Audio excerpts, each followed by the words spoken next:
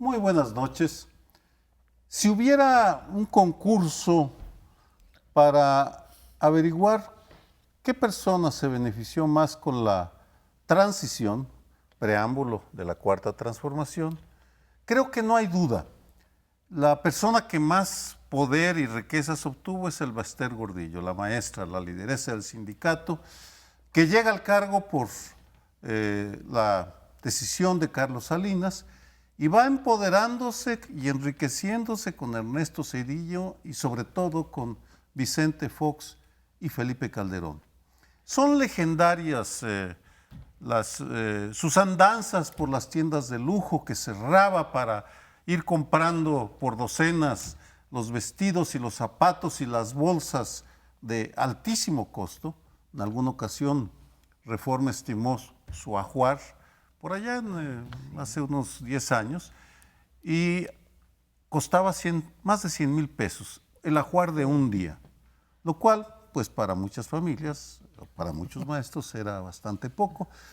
Vino su declive con Enrique Peña Nieto, en parte porque se le rebeló, porque no quería aceptar la reforma educativa y pronunció un discurso muy famoso por el tono en Quintana Roo, en donde dijo: yo quiero yo quiero que en mi epitafio se diga aquí yace una guerrera. Bueno, la guerrera la detienen y de la noche a la mañana esa guerrera, esa derrochadora de dineros sindicales, bien o mal habidos, no lo sabemos, le entra pues una amnesia, el silencio y todo tipo de enfermedades, porque era una mujer que languidecía en el hospital de la prisión y que luego la mandan a su casa. Bien, el fin de semana reapareció. ¿Y de qué manera? Se lanzó ante maestros contra todos aquellos que pueden oponérsele, contra los líderes de su sindicato, el Sindicato Nacional de Trabajadores de la Educación, pusilánimes, débiles, miserables de espíritu, en fin, no se ahorró adjetivos. Luego contra la Coordinadora Nacional de Trabajadores de la Educación y finalmente, aunque con todo respeto, contra el señor presidente, al que le dijo: pues yo lo respeto, pero usted nos va a respetar a los maestros, porque nosotros somos autónomos. Y finalizó diciendo: y vamos a ganar porque vamos a ganar. Y su triunfo consiste en lanzarse contra la vapuleada reforma educativa. Pues tenemos una nueva actriz por si nos faltara alguien. Ahora tenemos a la maestra mandona, la maestra que llega con la regla en la mano a llamarnos la atención a todos y todas. En el antiguo sistema, en el que aparentemente ya no funciona, había varios sindicatos fuertes, varios sindicatos que eran el corazón de ese sistema, pero poco a poco todos esos se fueron desinflando, incluyendo al de Pemex, que ahora no habla ni dice nada su líder, esa legendaria CTM de Fidel Velázquez. El único que queda realmente de los viejos dinosaurios es este, y el dinosaurio está ahorita dando coletazos vivito, como si no hubiera pasado eso de que dicen que el meteorito que cayó en Yucatán los eliminó. Pues a este se metió en un cenote por un tiempo y ha salido ahora. Es el único sindicato. ¿Qué otro sindicato así que tenga esa tradición? Ahora vamos a ver, ya ahorita rugió el león o la leona. La leona o la dinosauria. Ahora vamos a ver cómo le responde el presidente. Él ya dijo que si no les gusta la reforma que estamos tratando de hacer, porque ella le habló de reformita, ¿no? La de López Obrador, mucho respeto, pero lo suyo es una reformita. Bueno, pues entonces no hacemos ninguna. Y entonces nos quedamos como estábamos, que eso también implica un montón de cosas. Pero aquí vamos a ver cómo se maneja el último gran sindicato con la cuarta T. Realmente tenemos muy poca información de qué tan tantos de los integrantes del CENTE, del sindicato, todavía le responden a la maestra. Porque, digamos, un mitin, igual que no te refleja el número de votantes para un candidato, tampoco te refleja la fuerza de un sindicato. Y sí, fue muy enérgica en sus mensajes y era un mitin pues muy nutrido, pero de ahí a que no te puedan hacer así con el poder del Estado, pues hay un gran trecho. Sale envalentonada, sale en contra de la reformita de la Cuarta Transformación, o sea, de Andrés Manuel López Obrador, pero en eso coincide curiosamente con la CENTE, o sea, con la coordinadora, o sea, con sus adversarios en términos de integrantes. Entonces, Andrés Manuel López Obrador tiene en estos momentos un grave problema. Supongamos por un momento que tenga cierta fuerza el Bester Gordillo y pueda reconstituir al sindicato. Y la CENTE, bueno, le hemos visto actuar desde inicios de esta nueva administración, ya ha estado muy beligerante. Entre otras cosas, van 5 veces que toma el Congreso y 5 veces que se impide que se pase el dictamen o que se discuta el dictamen para la reformota o reformita, que, como sea.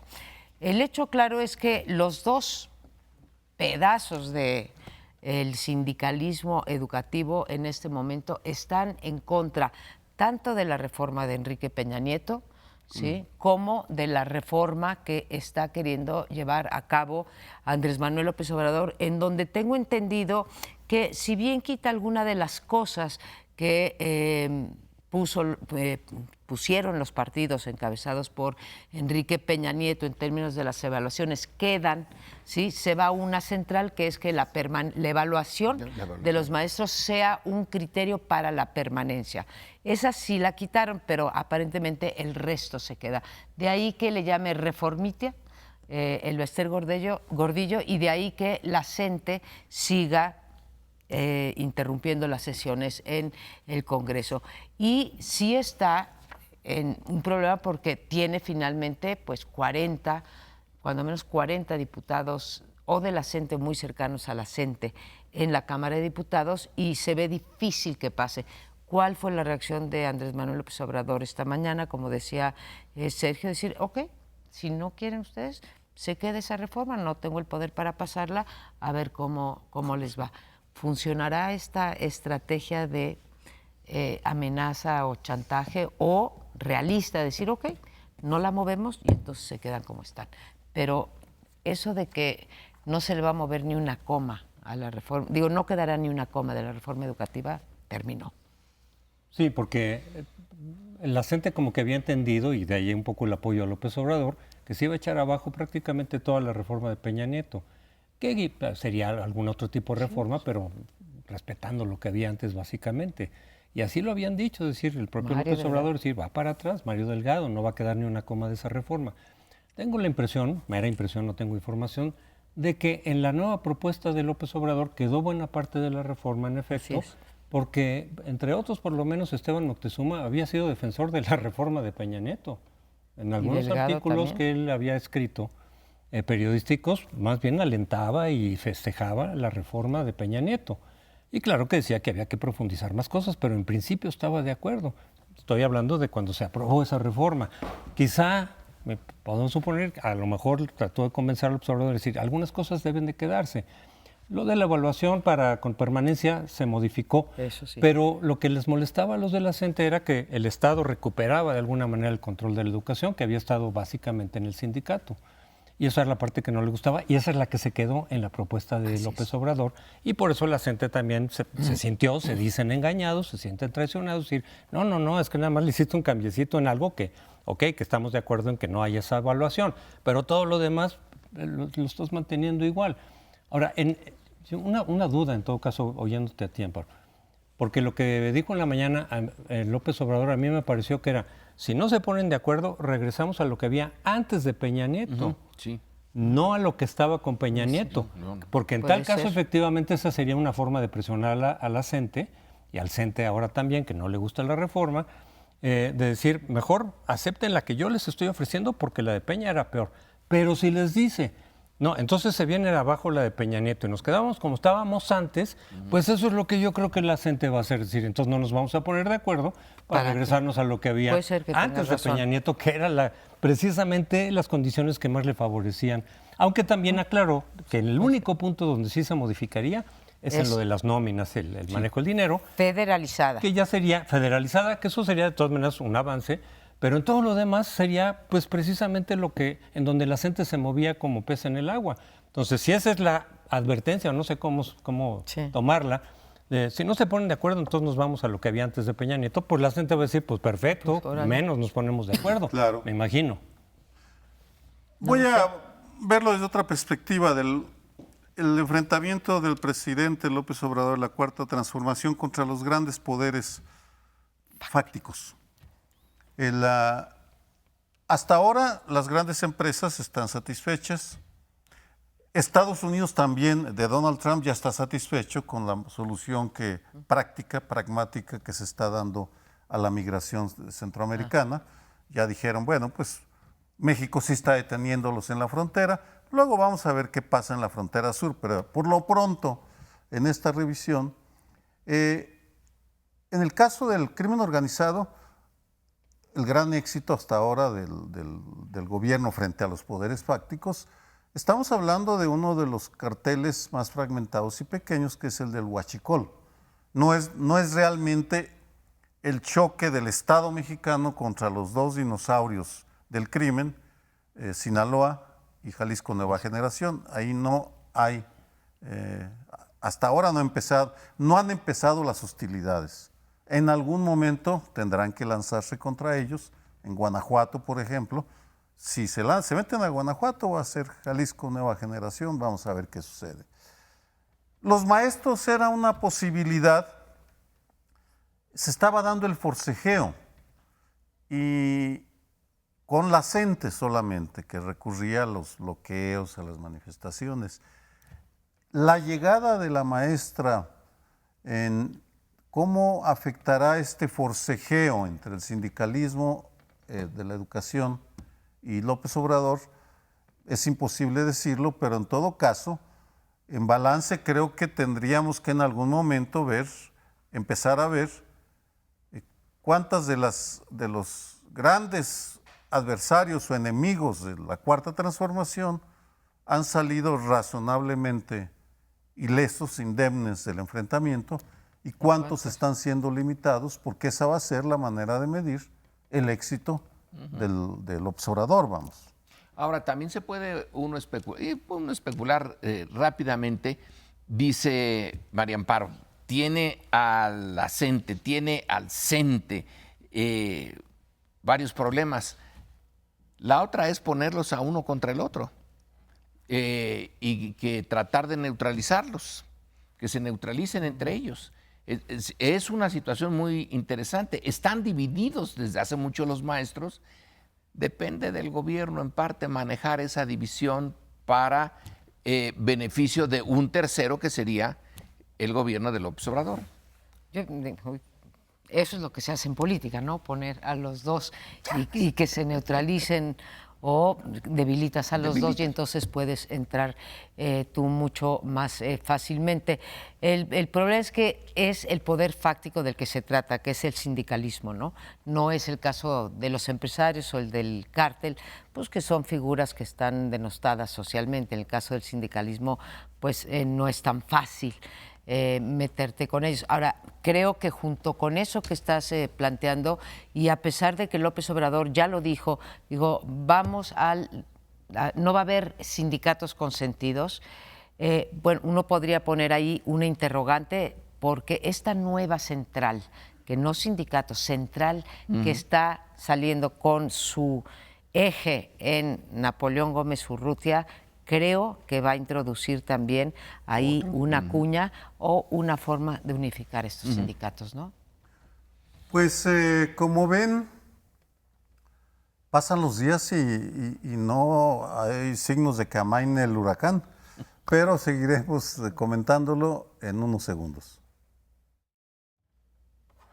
Bueno, pues no deja de sorprender la cantidad y el calado de las reformas constitucionales que está presentando el presidente López Obrador o su partido Morena.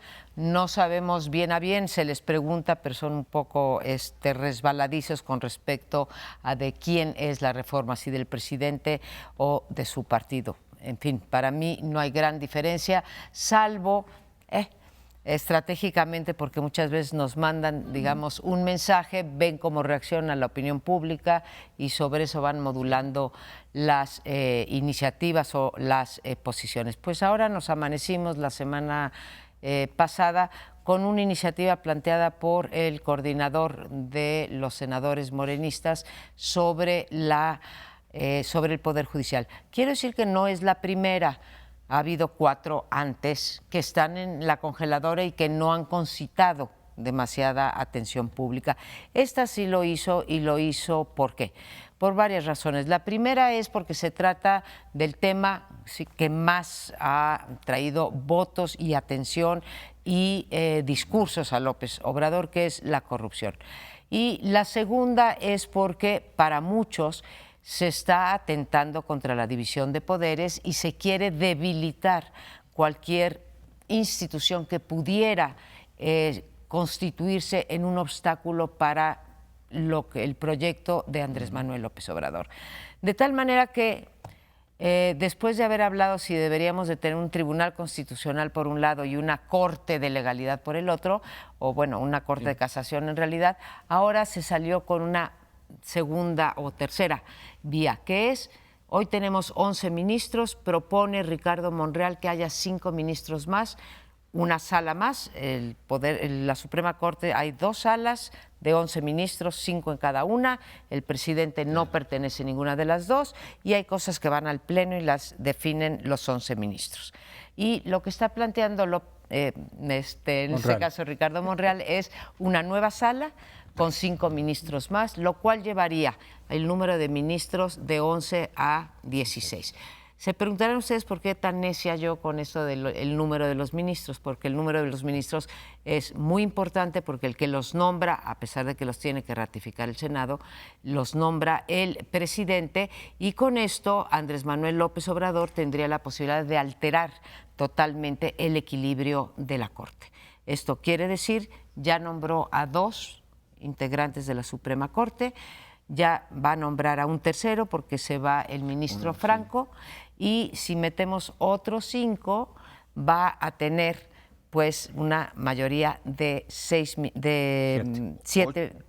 ¿cuánto es? 15, 8 de 8 ministros en la Corte, y esto haría, ¿cuál es la principal consecuencia de esto?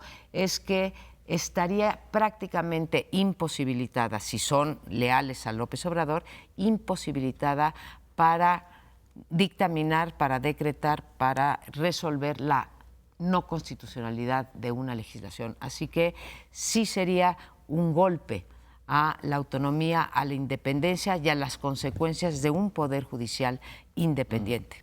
Entonces, esta es una de las partes de la iniciativa. Tiene más, ahora comento la otra. Pues a mí me parece muy inquietante el rumbo que está tomando Andrés Manuel López Obrador, el presidente. La tentación de acumular poder es cada vez más evidente, y de acumularlo no solo respetando la formalidad, sino independientemente de las formas y del fondo.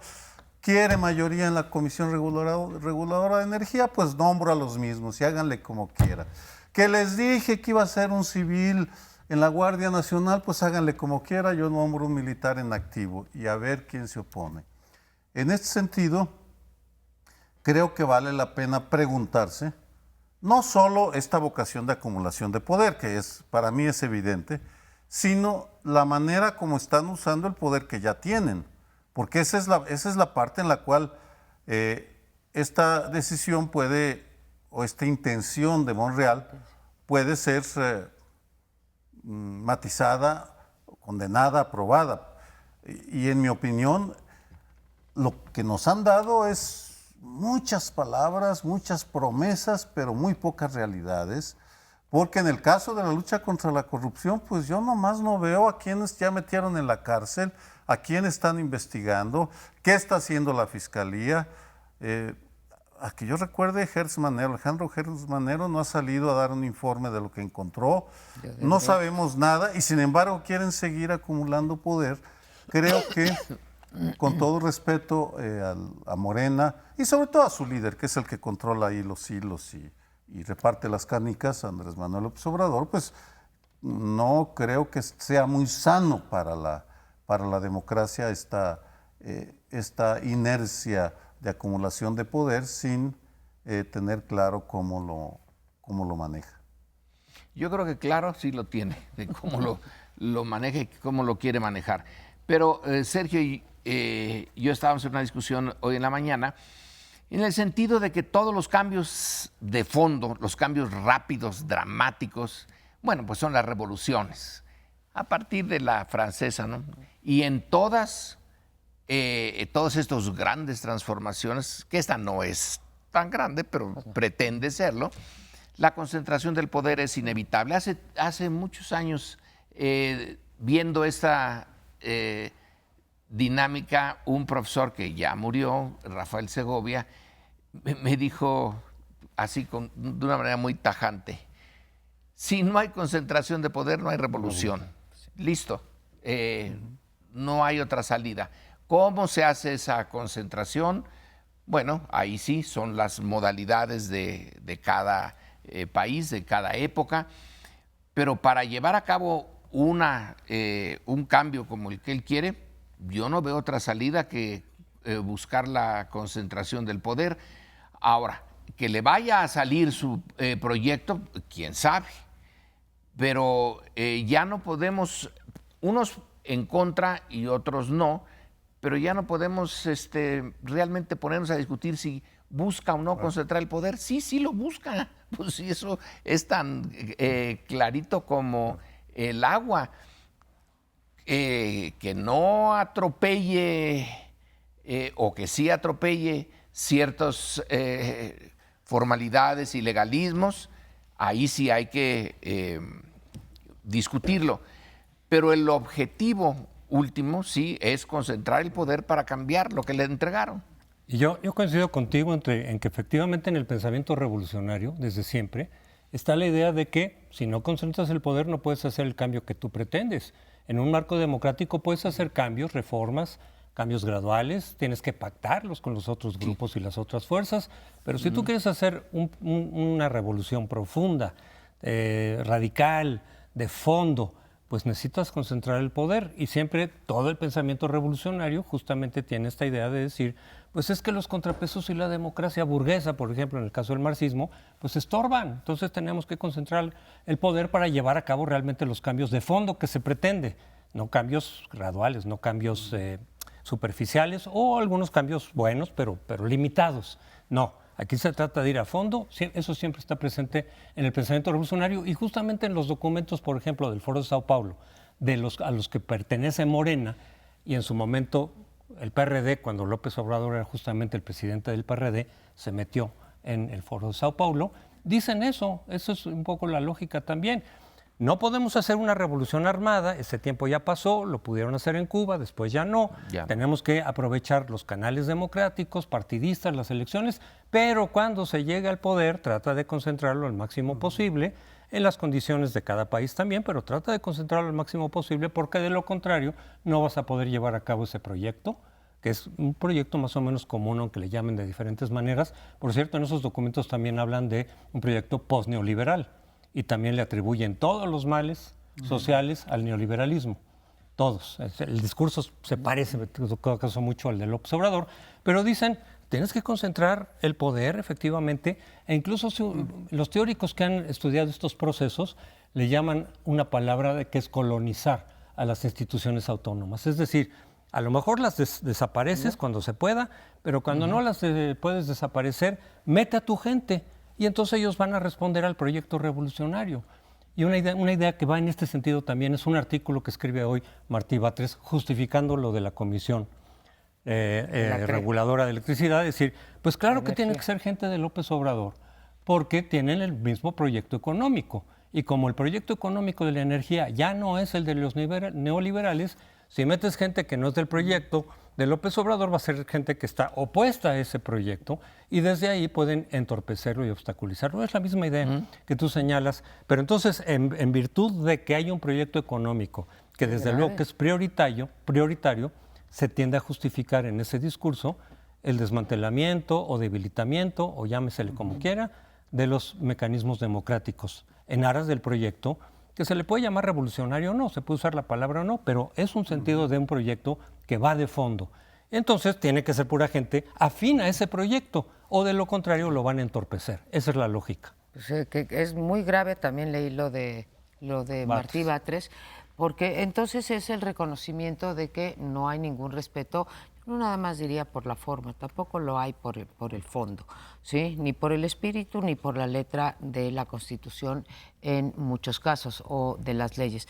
Lorenzo decía, y creo que tiene razón, cualquier cambio profundo requiere la concentración de poder. Ahora, para que sea realmente profundo tendría que venir una revolución, desconocer la Constitución y vámonos a la que sigue. Y vamos a hacer una Constitución a modo. A mí me llama la atención una cosa, el López Obrador dijo durante toda la campaña y en su discurso de toma de posesión también, que él no quería reformas constitucionales, salvo la del artículo 108 para poder juzgar al presidente. Y resulta que, bueno, pues ya llevamos bastantes iniciativas, no todas han tenido un final feliz para él, pero pues sí los está cambiando, lo cual casa perfectamente con su idea de decir, voy a cambiar a tal grado que el que venga después de mí no pueda echar para atrás. Pero lo que me preocupa es lo que dice Lorenzo, una cosa es concentrar el poder y otra cosa es atropellar la normatividad, porque tú dices, sí concentrar, pero dentro del marco legal. Entonces, él está atropellando, podemos dar ahorita varios casos, está atropellando un principio para mí central de la democracia, ¿sí? Que es la división de poderes y los pesos y contrapesos. Si él quiere cambiar el modelo, porque también es parte del neoliberalismo, entonces que lo diga, no soy partidario de la democracia, pero lo que estamos viviendo sí es una afrenta a un debilitamiento de las instituciones. Pues creo que son temas de fondo que vamos a tener que seguir discutiendo. Yo solo añadiría la necesidad de exigirle al Morena que con el poder que ya tienen, sin cambiar, que nos demuestren en qué consiste su proyecto, que lo demuestren en la práctica, en la Ciudad de México, por ejemplo, donde están las condiciones, porque hasta ahora pues no hay claridad en ese tema. Pues como dice Sergio, da para mucho. Vamos ahorita a un corte y regresamos con otro tema. Y hace unos días el presidente López Obrador señaló, a pregunta expresa de periodistas, que la Guardia Nacional, que a final de cuentas se aprobó bajo un formato civil, ya en la negociación en el Senado, sí va a tener un mando militar. Esto sorprendió a muchos de los grupos que se oponían a la Guardia Civil en los términos en los que los había planteado originalmente López Obrador, es decir, pues con la Secretaría de la Defensa básicamente y luego combinado entre la Secretaría de Seguridad y la de la Defensa, que era un mando, digamos, mixto, pero que se decía, no, pero lo importante va a estar, a final de cuentas, en manos de los militares. Y eso, pues, a muchos de los involucrados en este debate, organismos cívicos, algunos académicos, expertos decían, eso es muy peligroso, darle tanto poder al ejército, además de que eso implica que la estrategia, pues, pareciera que va a ser muy parecida a lo que hubo con Calderón y con Peña Nieto, aunque ahí hay debate también, porque los obradoristas dicen, no va a ser lo mismo, va a ser otra cosa por esta y otra razón.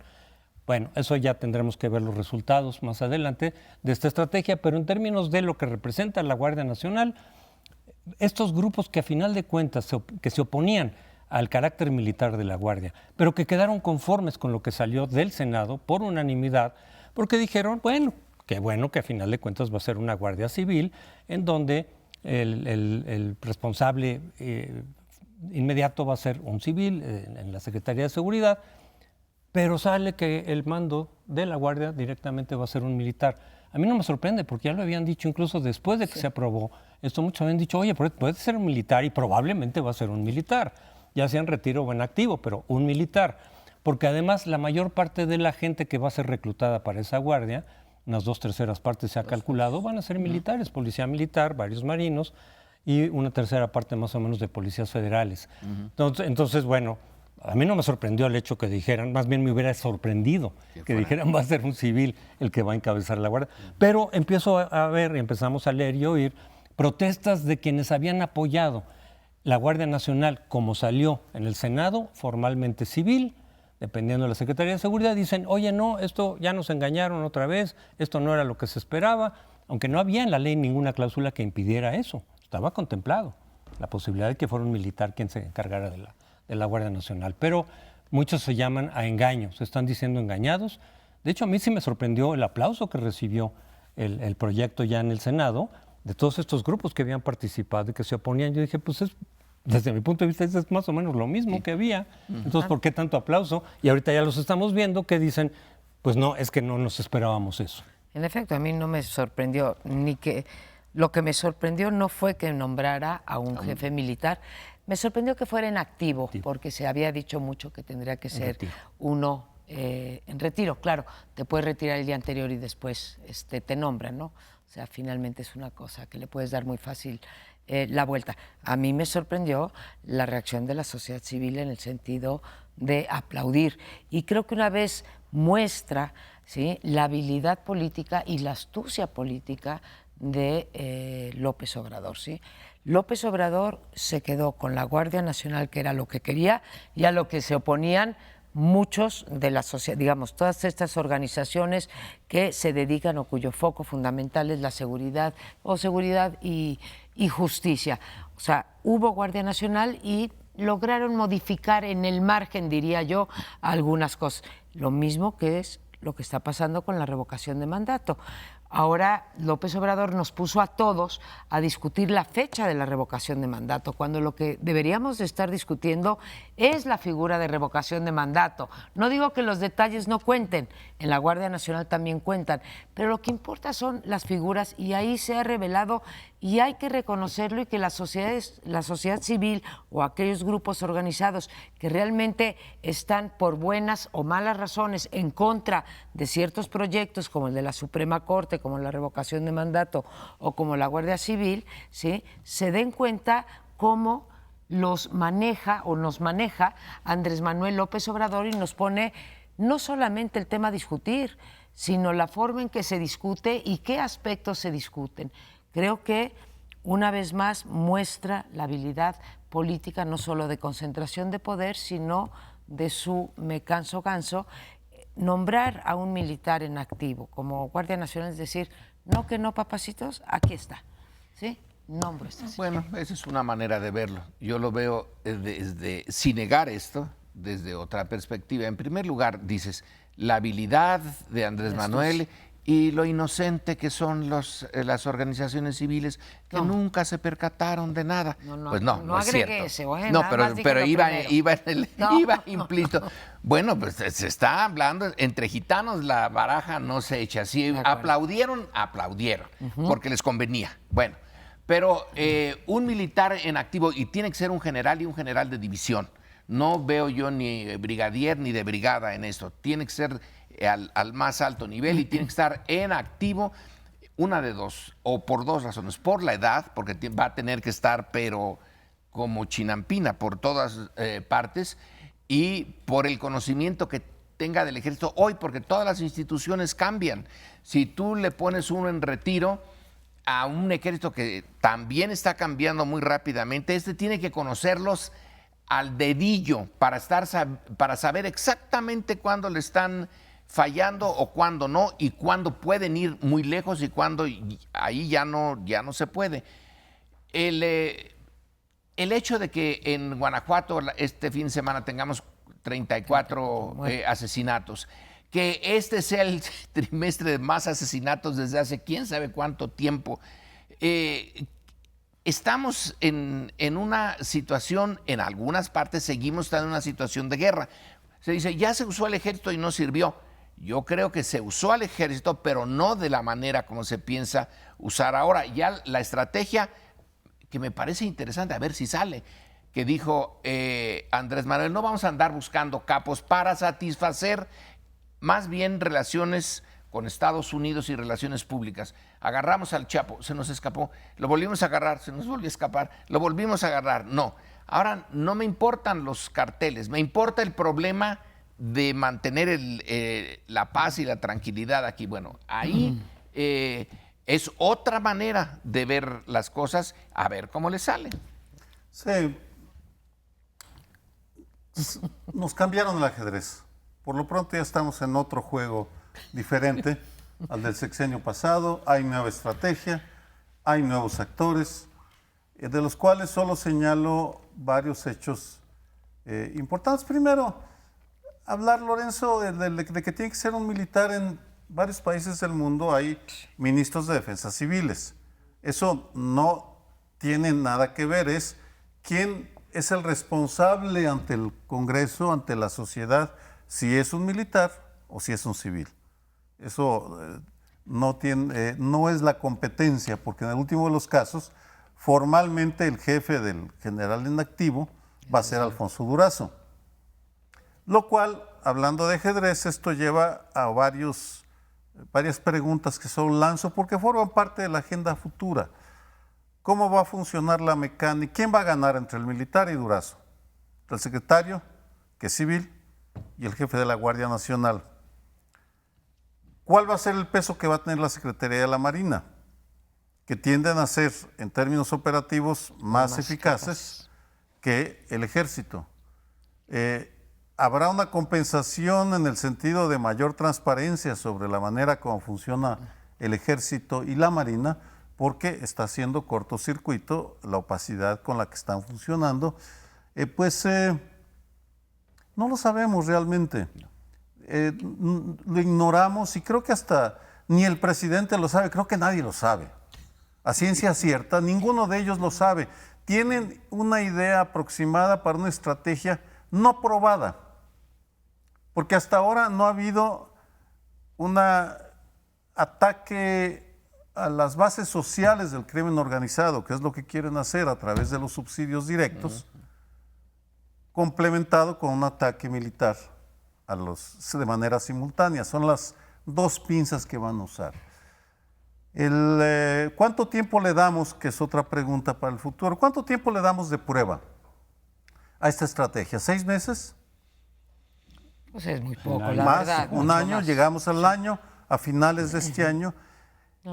Si no logran dar resultados rápido, y eso me lo comentó en algún momento Alfonso Durazo, en un año, la curva de aprobación va a empezar a caer estrepitosamente, porque va a decir, bueno, ya les dimos todo, ya hicieron todo lo que ustedes querían, ahora no hay pretextos. Pero en fin, nos cambiaron el ajedrez, entonces pongamos fichas nuevas y empecemos de cero el análisis, porque ya estamos en otra lógica. Yo también creo que más allá de que si se considera como militar o civil, que muchos dicen, no, es que sí importa eso, desde por los mandos cruzados, ¿no? Como decías, van a tener un mando formalmente civil, pero tengo entendido que no dejan de ser militares, aunque vayan a formar parte de la Guardia Nacional, quienes vienen del Ejército, la Policía Militar. De todas maneras, siguen siendo militares y por lo tanto siguen respondiendo a sus secretarías respectivas. Y yo sí creo que en todo caso, quien esté, sea Durazo o después otra persona en la Secretaría de Seguridad, pues sí como que se va a replegar a la parte administrativa y le va a dejar, digamos, la operación de la Guardia a los militares. Era lo que no querían estos otros grupos, pero eso es lo que yo creo que va a ocurrir. Y a lo mejor eso sea lo más adecuado, pero yo sí creo que va a tener que ver más la estrategia. Por ejemplo, lo que decía Lorenzo, y yo coincido, atrapar a los capos más bien generó más violencia. Porque aunque dijeras, estamos aplicando la ley y hay un castigo, sí, pero al descabezar esos cárteles se empiezan a dividir entre ellos, venían los ataques de los otros y se traducía en más violencia. Lo vimos en muchos casos en particular. Entonces se dice, mejor dejemos de lado eso de atrapar a los capos y nos vamos más a otras estrategias para que se traduzca en menos violencia, que es lo que está buscando la sociedad. Y yo coincido. Lo que falta por ver es si basta con eso, el decir, ya no vamos a tocar a los capos y ellos de alguna forma lo van a saber, a ver si eso de verdad se traduce en menor violencia o las cosas siguen más o menos igual. Eso ya se irá viendo. Pues sí, en segundos. los resultados, lo que es ahora lo que importa, los resultados, y dentro de eso, la vigilancia al ejército y a la marina, y a ver cómo reaccionan a un mayor escrutinio nacional e internacional. Así es. Pero se nos terminó el tiempo de este segmento, nos vamos al último. En este bloque nos vamos a concretar a un tema histórico, pero no hay historia que sea realmente del pasado. Siempre la estamos viendo desde la óptica de nuestros problemas y del presente. El miércoles que viene, el día 10, se cumplen los 100 años del asesinato de Emiliano Zapata. En este caso, el asesinato de un líder y la forma como se desaparece de la escena, que en realidad lo catapulta hacia un futuro en donde todavía está vivo Zapata, es realmente lo que conviene en este momento analizar. Hay dos asesinatos en el siglo XX relacionados con la Revolución Mexicana que son cápsulas que concretan el carácter de toda una época y de un conflicto. El asesinato de Madero, la villanía de Huerta, el apoyo que tuvo de las clases altas, el apoyo que tuvo de las potencias, tanto de Estados Unidos como de Europa, y el asesinato de Zapata en 1919, después de ofrecerle una alianza, el coronel Guajardo, para convencer a Zapata de que se vieran, fusila a 59 de sus propios soldados. Eso es realmente interesante. ¿Qué ejército sacrifica de esa manera tan vil a su propia gente para tratar de convencer al otro de que es sincero? Es un asesinato masivo el que paga Guajardo y el general Pablo González y en el final de cuentas Venustiano Carranza por lograr que Zapata, que ya no representa un peligro militar, pero que está allí como símbolo, se acerque a Chinameca y pase el dintel de la puerta. Ese es el momento en que cuando le van a tocar el corneta de órdenes, el toque de honor, porque es general, es la señal de que le disparen.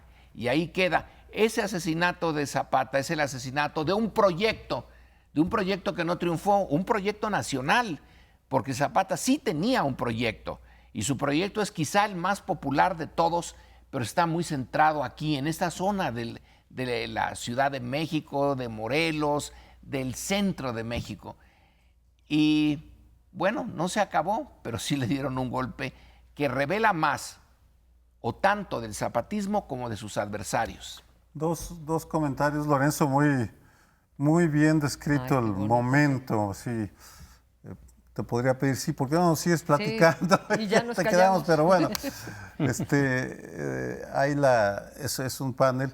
Dos añadidos, Moisés González Navarro, un profesor ya fallecido del Colegio de México, hablaba de las dos revoluciones, de la revolución del norte de pequeños propietarios, Villa, Carranza, el grupo de Sonora, y la revolución de Zapata, que era la de la tradición colectiva que llevó a los ejidos, es decir, de ese impulso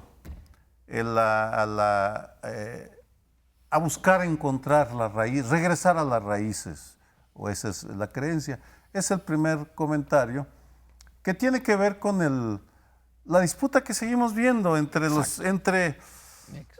los dos modelos, el modelo del sur, todavía insuficientemente elaborado por el presidente López Obrador, y el modelo del norte, que sería el equivalente al neoliberalismo, porque viene del norte, que es una beta. Pero otra acotación, hace poco John Womack, que escribió lo que se considera el mejor libro sobre Zapata, dice que una mala traducción presentó a Zapata como conservador cuando en su opinión no lo era. Vamos a esperar que nos lo aclare el profesor Womack, que todavía le funcionan las neuronas, porque sería interesante en este centenario retomar la figura para discutirlo en una contexto de lo que quiere ser la Cuarta Transformación. Yo confieso que no la acabo de entender, de digerir todavía, pero en fin, ya se irán afinando el término. Yo, Lorenzo, me uno. Qué bonito introdujiste realmente este bloque, y era para que te lo llevaras todo tú y nos dieras una cátedra de historia, pero tomo tu reto de traerlo cuando dices tú, toda la historia nos alcanza, ¿no? Toda la historia es importante para el presente. Y decías, creo que con muchísima precisión y muchísimo tino, que te habla el asesinato de Zapata, sí, bueno, te habla de sus adversarios y te habla del proyecto, o esos son los temas a discutir. Y también creo que el otro tema a discutir es cómo el proyecto de Zapata fue traicionado, incluso por los llamados revolucionarios o por la fracción revolucionaria triunfante. E incluso después, a pesar del reparto de tierras, que es cierto, comenzó desde antes con Calles, aunque Cárdenas fue el que le dio el gran empujón, pero cómo ese proyecto finalmente queda en el imaginario público, queda en los libros de texto, queda en el héroe nacional, quizá pues él y Benito Juárez sean los que más se identifican por los niños en estas encuestas que se hacen, pero que no tenía posibilidad de triunfar como proyecto nacional, porque en efecto, no solamente geográfico, como tú dices, pertenecía a esta parte, ¿no?, de la geografía nacional, sino porque nada más involucraba a un sector de la sociedad. Y no hubo quien tomara ese proyecto para insertarlo dentro del gran proyecto revolucionario, pues que pudo haber sido y no fue. Y sí, yo hubiera esperado que ahora, con la Cuarta Transformación, no solamente la figura de Emiliano Zapata, sino un proyecto transformador que no puede ser el mismo que Zapata, ¿no?, porque las condiciones han cambiado, pero sí un proyecto para el campo, porque lo único que yo he oído hasta el momento es esto del crédito a la palabra y el sembrando vida, ¿no?, que va a generar empleos, pero no hay una cosa de desarrollo del campo mexicano, que es donde está finalmente concentrada la pobreza, ¿no? Es que las revoluciones son en realidad un fenómeno muy complejo. Muchas veces la gente se queda con la idea de que es la revolución que representa el nuevo régimen frente al antiguo régimen al que se enfrentó y que eventualmente lo derrocó. Pero eso es solamente en el primer momento. Sí. Es una gran coalición revolucionaria con diferentes ideologías, diferentes puntos de vista, diferentes programas, pero que todas tienen en común su rechazo al antiguo régimen, a la dictadura de ese momento. Así han sido todas las revoluciones exitosas en general. Y luego cuando cae el antiguo régimen, en este caso primero Porfirio Díaz y poco después Huerta, pues entonces surgen las diferencias entre los propios revolucionarios. Que tienen programas distintos, tienen visiones distintas. Desde la división que podemos decir revolución burguesa, ¿no?, con una vía capitalista, moderna pero capitalista, frente al feudalismo, que se deja atrás, digamos, en el antiguo régimen, a los socialistas. Aquí también habían los grupos, la Casa del Obrero Mundial, los Flores Magón, con proyectos distintos a los de Venustiano Carranza. Y Zapata era uno de esos proyectos que incluso, algo que también poco se conoce, con el mismo Madero, aunque los dos habían sido parte de la revolución contra Porfirio Díaz, el de Madero y Zapata estaban encontrados, y Zapata de hecho se rebeló también con Madero, y entonces ahí estaba el ejército comandado por Madero, aunque era el ejército porfirista todavía, enviándolo contra los zapatistas. Entonces de pronto estaba Zapata contra Madero, lo que en principio dices, oye, pues que no eran los dos revolucionarios, sí, pero con proyectos distintos. Y por eso es que se dice, los clásicos de la revolución dicen, las revoluciones son como Saturno que se come a sus hijos. Estos grupos que se van enfrentando unos a otros y van matando, ellos mismos van matando a los líderes que en algún momento fueron sus aliados, pasó con Villa también, por supuesto, y gana quien... ¿Con Carranza? Y el régimen revolucionario, sí, con Carranza, el régimen revolucionario es el de los que ganan militarmente frente a los otros que fueron sus aliados y luego se convirtieron en rivales. Tenemos poco tiempo, pero en primer lugar yo diría que Womack sí hizo un buen trabajo, pero ya no es el trabajo. Cada época tiene el suyo. Yo ahora propondría a Felipe Ávila y su trabajo reciente, muy actual, sobre el zapatismo, y dejar a Womack, sí, como un clásico, pero hay que superarlo. Hace mucho tiempo Desde yo, gracias, 20 años, una conversación con el profesor Friedrich Katz, que hizo el libro sobre Villa, entre otros. Él me hizo esta observación, pongamos que fue en 1990-95. De los grandes líderes revolucionarios, Lenin, Mao, Ho Chi Minh, etcétera, quienes todavía capturan parte del imaginario, no nada más de México, me dijo, sino de Estados Unidos, Europa, Villa y Zapata, dos líderes derrotados, pero dos líderes realmente populares. Sí nacieron de abajo, no de hasta mero abajo, pero venían de abajo y todavía siguen vigentes. Me dijo, México es de los que provee líderes revolucionarios que todavía despiertan la imaginación, y Zapata es uno de ellos. Pero nos tenemos que ir con imaginación y todo a otro lugar. Nos vemos la semana entrante.